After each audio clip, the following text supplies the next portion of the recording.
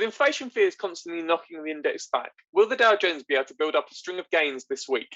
Struggling for momentum since inflation fears started to become a recurrent part of the trading landscape in the second half of May, the Dow Jones nevertheless always feels in reach for a fresh all-time high given how fast it can move when it wants to. It may be left wanting this week, however, if the economic calendar is anything to go by, providing investors with very little in the way of top-tier data. A quiet Monday is followed on Tuesday by the CB consumer confidence and new home sales readings. The former is forecast to fall from 121.7 to 119.4, while the latter is set to slip from 1.021 million to 950,000. Thursday is then the biggie, with the second look at the Q1 GDP reading.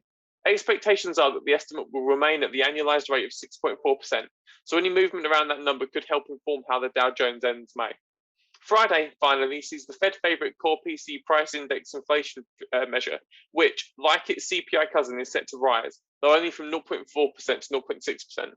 The figure only measures goods and services targeted towards individual consumers and strips out the volatile food and energy markets, hence why the Fed is such a fan and why it might be a slightly more accurate or palatable inflation reading compared to the CPI readings of recent months, where commodity prices have really driven that figure higher.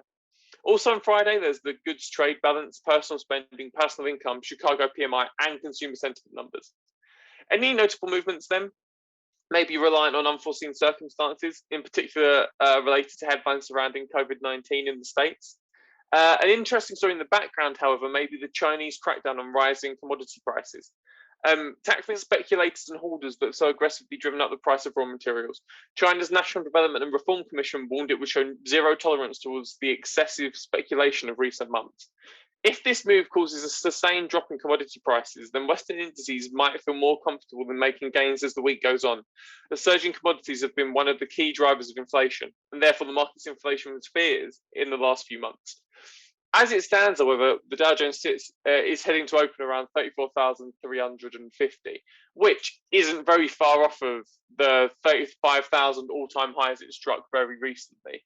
It wouldn't take a lot to send the Dow to that level, given that because of its sort of considerable size, a good session can see the Dow Jones add 300 points, with ease, without too much needing to change for the index. As mentioned, however, there's not really too much that you could point to this week as a real flashpoint or catalyst for significant gains or serious losses, unless the Q1 GDP figure on Thursday is completely off base and comes in significantly lower or significantly higher than was initially estimated with the first reading.